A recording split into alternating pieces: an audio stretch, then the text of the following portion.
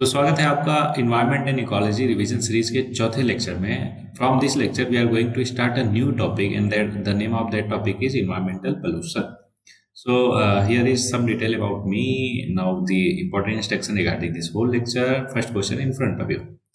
Consider the following statements. देखो पहला question बहुत फैक्चुअल है, तो घबराना नहीं है। एक खतरनाक क्वेश्चन देख रहा है ना कि सर ऐसा क्वेश्चन कैसे टेकल करेंगे, सब कर ले जाओगे, डोंट वरी, मैं बताता हूँ कैसे। देखो पहला स्टेटमेंट है कि Gujarat has the largest solar park in India. तो ये बहुत ही जनरिक स्टेटमेंट है। अगर आपने ध्यान से पढ़ा होगा तो लार्जेस्ट सोलर पार्क जो है गुजरात में ना होकर राजस्थान में है। कहाँ पे है? राजस्थान में। तो आप देखो कितने ऑप्शन गए, पहला गया, तीसरा गया, ठीक है। दूसरा, Kerala has a fully solar solar powered international airport. मान लो आपको नहीं पता, क्वेश्चन मार्क करो, कोई बात नहीं। तीसरा देखते हैं, Goa has the largest floating solar photovoltaic project in India. अब देखो गोवा को वैसे भी एरिया कितना कम है ना, तो ये पर्टिकुलर स्टेटमेंट करेक्ट होने के चांसेस बहुत कम है। क्यों? क्योंकि गोवा में largest floating solar photovoltaic project जो है मुश्किल है, तो इसलिए तीसरा भी गलत हो गया। बचा कौन सा? दूसरा। तो करेक्ट जवाब ऐसे है इसका बी। क्यों? कॉमन सेंस से भी कर लिया, वैसे फैक्चुअली बताऊं तो गोवा में ना होकर ये तेलंगाना में है। क्या है?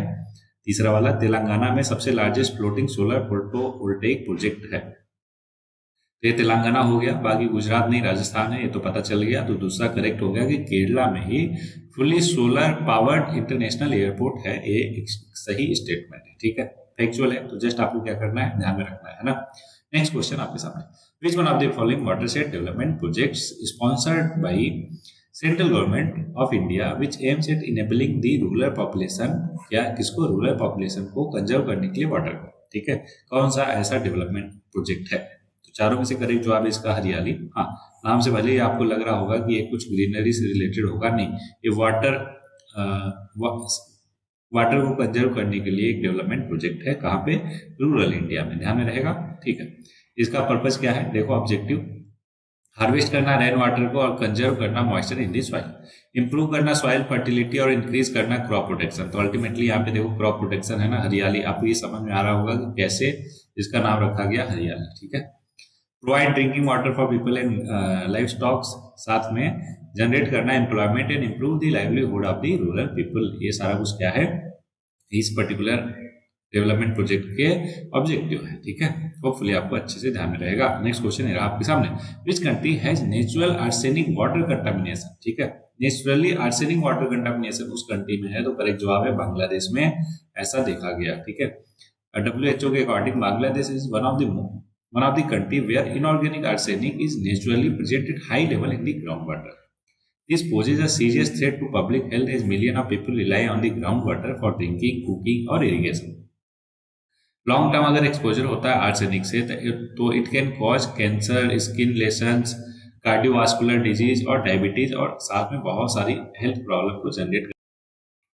नाउ नेक्स्ट क्वेश्चन आपके सामने जो कि है Ringelmann scale is used to measure density of. देखो ये भी बहुत फैक्चुअल क्वेश्चन है, आपको ध्यान में रखना है कि रिंगलमैन स्केल जो है वो स्मोक या स्मोक की डेंसिटी मेजर करने के लिए यूज किया जाता है। मेजरिंग अपरेंट डेंसिटी या फिर opacity of smoke. It was develop by French professor. इतना अभी यूपीपीएससी में तो पूछ लेता है नाम वगैरह, तो नाम तो इसी में है, रिंगलमैन, है ना, तो जरूरत नहीं 1888 में, बस इतना, इसको भी जरूरत नहीं। आगे बढ़ जाते हैं।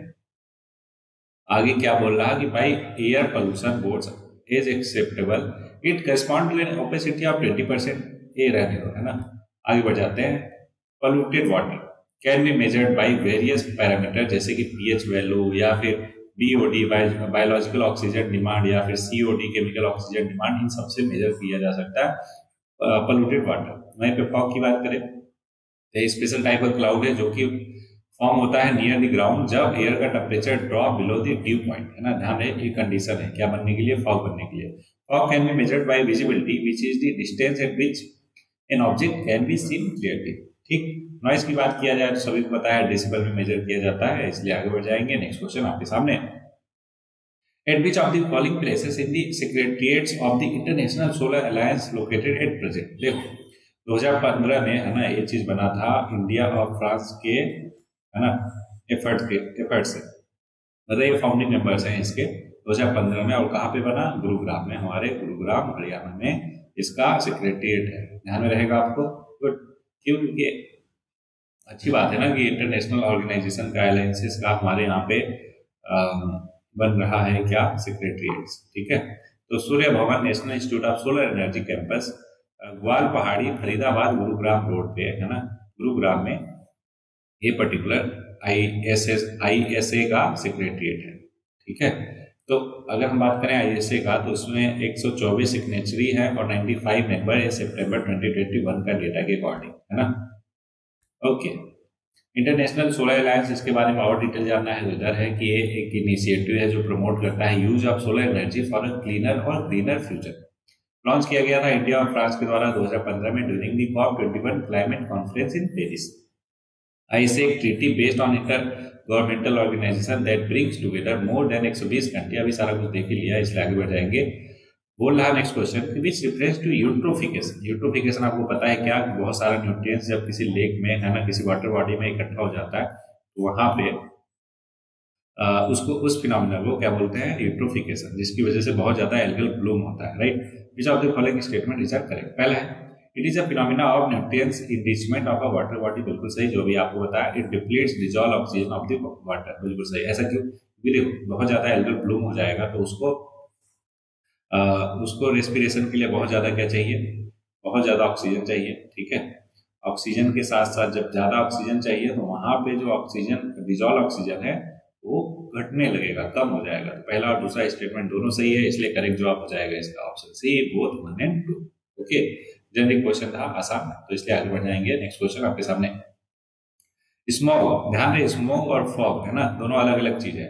Is essentially caused by the atmospheric presence of, किसका किसका प्रेजेंस रहेगा, तो देखो ऑक्साइड्स ऑफ नाइट्रोजन और सल्फर, इसके अगर ऑक्साइड प्रेजेंट रहेंगे तो वहां पे स्मॉग बनता है। तो करेक्ट जवाब देखो ऑक्सीजन ओजोन नहीं, नाइट्रोजन और ओजोन नहीं, नहीं, ऑप्शन डी करेक्ट हो जाएगा, oxides of nitrogen and oxides of sulphur. ठीक है, देखो smog is primarily caused by the presence of oxides of nitrogen और sulphur dioxide in the atmosphere which undergoes chemical reaction, इसके present में, sunlight के present में, और ग्राउंड लेवल का ओजोन फॉर्म करता है जो कि बहुत ज्यादा दिक्कत देता है किसको, ह्यूमन बीइंग को, ह्यूमन हेल्थ को। ठीक है, अगर वहीं पे ये ओजोन कहाँ में मिले, स्ट्रेटोस्फीयर में मिले तो कोई दिक्कत नहीं है। ठीक है, वो हमें प्रोटेक्ट करता है ओजोन उससे, यूवी रे से। लेकिन अगर यहीं पे ग्राउंड लेवल पे ओजोन मिलता है तो क्या करता है, ह्यूमन हेल्थ को रेस्पिरेशन में प्रॉब्लम क्रिएट करता है। ठीक है, चलो आगे बढ़ जाते हैं। नेक्स्ट क्वेश्चन, हाँ, effect on human health and the environment दोनों के लिए खतरा है, कौन सा, ग्राउंड लेवल ओजोन और सल्फरस स्मोक और फोटोकेमिकल स्मोक है ना। देखते हैं दोनों में क्या डिफरेंस है। पहले सल्फरस स्मोक, उसको लंदन स्मोक के नाम से भी जाना जाता है। क्वेश्चन पूछ सकता है कि लंदन स्मोक किसे कहते हैं, तो ध्यान रहे सल्फरस स्मोक को लंदन स्मोक के नाम से भी जाना जाता है। और ये क्यों होता है, high concentration of sulphur dioxide जब एयर में प्रेजेंट होता है तो sulphur oxides are emitted by, तब होता है, और sulphur dioxide emitted by the burning of sulphur bearing fossil fuel such as coal, ये सारा कुछ जब ज्यादा जलाते हो वहां से सल्फर डाइऑक्साइड निकलती है। और जब एनवायरमेंट एटमॉस्फेयर में सल्फर डाइऑक्साइड का कंसंट्रेशन ज्यादा हो जाता है तो सल्फरस स्मोक बनता है। फोटोकेमिकल स्मोक की बात किया जाए तो इसको लॉस एंजल्स स्मोक भी कहते हैं। और ये क्यों होता है, caused by reaction of nitrogen oxide और वोलेटाइल ऑर्गेनिक कंपाउंड, DOCs जिसको बोलते हैं शॉर्ट फॉर्म, इनके प्रेजेंस में है ना, सनलाइट से जब रिएक्ट करते हैं तो फोटोकेमिकल स्मोक बनाते हैं। दोनों टाइप के स्मोक रिड्यूस करते हैं विजिबिलिटी को, डैमेज करते हैं ह्यूमन हेल्थ को और एनवायरमेंट को भी हार्म पहुंचाते हैं। नेक्स्ट क्वेश्चन है, which among the following places was the first 100% organic state in the world. ध्यान इन द वर्ल्ड पूछ रहा, पूरे दुनिया में 100% ऑर्गेनिक स्टेट बनने वाला पहला राज्य कौन सा है। सही जवाब है सिक्किम, हमारा सिक्किम इंडिया का पहला, पूरी दुनिया में पहला स्टेट है जो कि 100% ऑर्गेनिक स्टेट बना। ठीक है, और इसका नाम दर्ज किया गया वर्ल्ड बुक ऑफ रिकॉर्ड में। ठीक है, this recognition implies that the state has become the first state in the world to implement 100% organic policy. Sikkim ने बैन किया इंपोर्ट्स ऑफ केमिकल फर्टिलाइजर और पेस्टिसाइड्स का 2003 में और कन्वर्ट किया 75,000 hectare of land into organic. Sikkim has also been awarded the Oscar award for best policies by United State for immense success in organic farming. Sikkim is the pride of nation, और हम सबको इस बात को है ना सेलिब्रेट करना चाहिए। And an example for whole world, तो दुनिया के लिए एक मिसाल के तौर पे उभरा है कौन, अपना स्टेट सिक्किम। अब अगला क्वेश्चन है कि incinerators are use for which of the following. देखो इंसिरेटर्स क्या होते हैं कि जितने भी वेस्ट मटेरियल है उन सबको हाई टेम्परेचर पे क्या करना, हाई टेम्परेचर पे जलाकर उनको ऐश में कन्वर्ट करने को इंसिनेरेशन बोला जाता है। तो करेक्ट जवाब हो जाएगा बर्निंग वेस्टेज। ठीक है, देखो incineration are high specialised furnace that burn waste material at high temperature until they are reduced to ashes. They are use for the safe disposal of various type of waste, जैसे कि industrial, medical, municipal waste, ये सब etcetera. Incinerators can also generate heat या फिर electricity from the energy released during the incineration process. Incinerators are not used for putting waste into them, for cutting green trees or for making fertilizer. ठीक है, बाकी तीनों option जो थे उसको छोड़ के पहला ऑप्शन करेक्ट है, इंसिनेटर्स उसके लिए इस्तेमाल किया जाता है। अगला है which of the following represent the decibel level of rusting of tree leaves in the normal circumstances। Normal circumstances में देखा जाए तो आप सोचोगे कम वाला होगा, बिल्कुल, लेकिन इतना भी कम नहीं होता कि 10 डेसिबल हो, इसलिए करेक्ट जवाब है 20 डेसिबल, है ना। जब रस्टिंग ऑफ ट्री लीव्स होता है तो उसका कितना होता है साउंड, 20 डेसिबल के आसपास। तो क्या है, फैक्चुअल क्वेश्चन है, ध्यान में रखना है आपको। Louder the noise decibel scale पे उसका वैल्यू ज्यादा आता है। लेवल इंक्रीज ऑफ 10 मीन्स का मतलब है कि साउंड इज क्या है, 10 टाइम मोर इंटेंस या पावरफुल है। विस्पर जो है अबाउट 30 डेसिबल का होता है। नॉर्मल कन्वर्सेशन कितना होता है, 60 डेसिबल होता है। अगर 70 से ऊपर हुआ तो उसको नॉइस बोल देते हैं, और ये तब होता है जब over a prolong period of time में start to damage our ear. मतलब अगर 70 डेसिबल से ज़्यादा आप साउंड सुनते हो अब प्रोलॉन्ग पीरियड ऑफ टाइम के लिए, तो स्टार्ट कर देता है डैमेज करना आवर हियरिंग कैपेसिटी को, है ना। Loud noise 120 can cause immediate harm to our ears. अगर 120 डेसिबल से भी ज़्यादा, मतलब कि अभी देखा होगा आपने जब शादी ब्याह होता है, इवन कोई सेलिब्रेशन हुआ तो डीजे के सामने, है ना, लोग खड़े होकर डांस करते हैं और उसका साउंड इतना ज़्यादा होता है कि कुछ केसेस में वो डैमेज कर सकता है हमारे ईयर्स को। ठीक है, तो इसलिए आपको क्या करना है, ध्यान में रखना है, सेलिब्रेट करो लेकिन कानून का ध्यान रखते हुए। Central pollution control board lay down the permissible noise level in India for different area. Industrial area की बात किया जाए तो परमिसिबल लिमिट कितना है, 75 डेसिबल है और डे टाइम, और 70 डेसिबल है नाइट टाइम। कमर्शियल एरिया की बात किया जाए तो 65 और 55 है डे और नाइट का। रेजिडेंशियल का क्या है, 55 और 45 डेसिबल ड्यूरिंग डे टाइम और नाइट टाइम रिस्पेक्टिवली। नेक्स्ट है क्या, powerful I irritate in the smoke is. क्या होता है, क्या है पावरफुल आई इरिटेट, आंखों में हमें जलन होने लगती है ना, तो वो कौन सा है चारों में से, स्मोक में क्या प्रेजेंट होता है। तो उसका करेक्ट जवाब है पेरोक्सीटिल नाइट्रेट, है ना। क्या, पेरोक्सी एसिटिल नाइट्रेट। ठीक है, तो देखो एक पावरफुल आई इरिटेट है। It is secondary pollutant present in the photochemical smoke. Hopefully आपको प्राइमरी और सेकेंडरी पॉल्यूटेंट का लिस्ट याद होगा, दो चार ही नाम है तो उसको ध्यान में रखो। इट इज थर्मली अनस्टेबल और डिकम्पोज करता है इनटू प्रॉक्सी एथेनॉल रेडिकल्स और नाइट्रोजन डाइऑक्साइड गैस में। It is a lachrymatory substance. इसका मतलब ये होता है कि कॉज करता है टीयर्स और स्टिंगिंग इन दी आईज। मतलब ऐसा होता है ना, जैसे प्याज काटते हो तो वहां से भी ऐसे केमिकल्स रिलीज होते हैं जो कॉजेज टीयर्स और stinging in the eyes. Next है which of the following fuels create the least pollution. क्या सबसे कम पोल्यूशन क्रिएट करता है। देखो हाइड्रोजन को एक ग्रीन फ्यूल, है ना, क्लीन फ्यूल के नाम से भी जाना जाता है। ऐसा क्यों, क्योंकि हाइड्रोजन जो है वो इमिट नहीं करता क्या, कार्बन डाइऑक्साइड, नाइट्रोजन के ऑक्साइड, पार्टिकुलेट मैटर या फिर other pollutant that contribute to air pollution and climate change. Hydrogen can be produce from renewable sources जैसे कि सोलर, विंड या फिर biomass, making it a sustainable और इन्वायरमेंटली फ्रेंडली ऑप्शन। अगर उसके अलावा बाकी ऑप्शन की बात किया जाए, diesel, coal, kerosene, fossil fuel, ये सारे कुछ क्या करते हैं, हार्मफुल इमिशन करते हैं, जो कि जब वो जलते हैं ना, व्हेन दे आर कंबस्टेड। ठीक है, नेक्स्ट है कि the size of the respiratory suspended particle matter in air is. अब देखो ये क्वेश्चन आई थिंक यूपीएससी में भी पूछा जा चुका है, मैंने पढ़ाया आपको। तो 10 माइक्रो, है ना, 10 माइक्रोमीटर के जो पार्टिकल होते हैं वो रेस्पिरेटरी, उससे कम वाले जो है ना, क्या होते हैं, वो रेस्पिरेबल सस्पेंडेड पार्टिकुलेट मैटर होते हैं। मतलब कि सांस लेते हो जब आप, है ना, तो इनहेल हो सकते हैं। क्या 10 माइक्रोमीटर से अगर कम साइज हुआ तो। इन ऑप्शन में तो सारे हैं, तो ऑप्शन में सारे हैं, तो एक काम करो, इसका करेक्ट जवाब कर दो, सॉरी, लेस देन 5 माइक्रोन, है ना, कि 5 माइक्रोन से कम जो हुए वो क्या होते हैं, रेस्पिरेबल सस्पेंडेड पार्टिकल मैटर हैं। ओके, तो ये बोल रहा है कि डायमीटर लेस देन और इक्वल टू 10 माइक्रोमीटर क्या है respiratory suspended particle matter are particulate matter which an aerodynamic diameter less than इतना, नहीं इससे कम होना चाहिए है ना, हाँ लेस देन और इक्वल टू 10 माइक्रोमीटर, ठीक है। आई थिंक 5 होगा, 10 तो बहुत ज्यादा हो जाता है, ठीक है। तो इसलिए आपको ध्यान में रखना है कि लेस देन 10 है। Which of the following is not correctly match, correctly match नहीं है। देखो मरकरी की वजह से मीना डिजीज होता है, बिल्कुल सही जवाब है। कैडमियम की वजह से इटा इटा डिजीज, ये भी ठीक है। नाइट्रेट आयन की वजह से ब्लूबेरी सिंड्रोम, ये भी ठीक है। अब गलत क्या होगा, फिर चौथा ही होगा कि फ्लोराइड आयन से इंडाइजेशन वाली प्रॉब्लम नहीं होती, इसकी वजह से टीथ का कुछ तो दिक्कत होता है ना। तो टीथ का क्या दिक्कत होता है देखते हैं। हाँ, बट फ्लोरोसिसिस ये फ्लोराइड की वजह से, एक फ्लोरोसिसिस नाम की बीमारी होती है जो टीथ और बोन्स को इम्पेक्ट करता है, अफेक्ट करता है, ठीक है।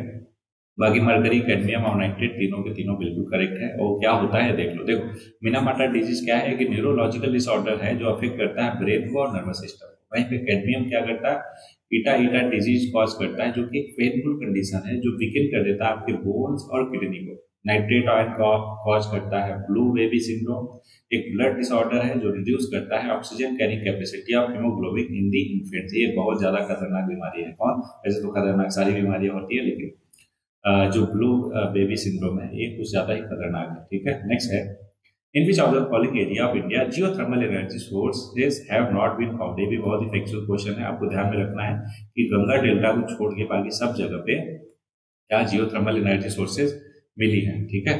तो करेक्ट जवाब हो जाएगा गंगा डेल्टा।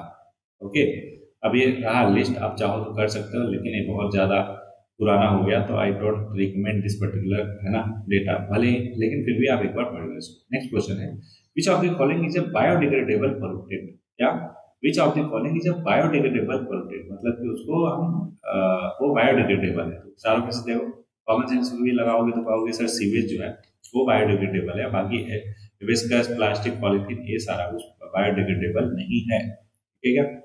ओके, देखो सीवेज एक बायोडिग्रेडेबल पोल्यूटेंट है, इसका मतलब है कि उसको डिकम्पोज किया जा सकता है यूजिंग बैक्टीरिया या फिर other natural organism and not be added to pollution.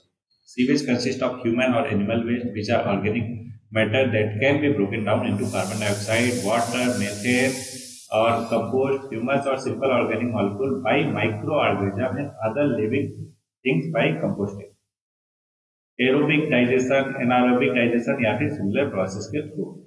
Sewage एक टाइप का बायोडिग्रेडेबल वेस्ट है जो कि which is a category of waste that include any organic matter in the waste. Okay, बाकी वेस्कस बाकी चीजों के बारे में आप चाहो तो पढ़ सकते हो। बस इतना ही था इस लेक्चर में। होपफुली आपको पूरा लेक्चर बहुत ही अच्छे से समझ में आने के साथ साथ एंजॉय भी किया होगा लेक्चर को, ठीक है। तो जैसा कि लास्ट में कुछ लाइंस रहती है सच दैट आपको मोटिवेटेड रखा जा सके, आज के लिए है कि great minds discuss ideas, average mind discuss events और स्मॉल माइंड डिस्कस पीपल। तो ये बहुत ही पावरफुल कोट है कि जो ग्रेट माइंड होते हैं ना, जिनको जीवन में सच में कुछ हासिल करना है, कुछ बेहतरीन करना है, वो आइडियाज डिस्कस करते हैं, यार ये कैसे कर सकते हैं, है ना। वहीं पे एवरेज माइंड्स क्या करता है, इवेंट डिस्कस करता है, अरे ऐसा हो गया वैसा हो गया। वहीं पे जो छोटे माइंड वाले लोग होते हैं, छोटे माइंड का मतलब ऐसा नहीं कि उनका माइंड छोटा है, इसका मतलब कि उनकी सोच छोटी है, वो लोगों के बारे में डिस्कस करते हैं, है ना, कि अरे उसका ऐसा है, इसका वैसा है ना। मोस्ट ऑफ द केसेस में वो बुराई में लगे रहते हैं लोगों की। होपफुली इससे आप सीखोगे और इसको इम्प्लीमेंट भी करोगे अपनी लाइफ में। तो इस लेक्चर में बस इतना ही, मिलते हैं नए लेक्चर में, तब तक के लिए पढ़ते रहिए, आगे बढ़ते रहिए और अपने माइंडसेट को आइडियाज में डिस्कस करते रहिए।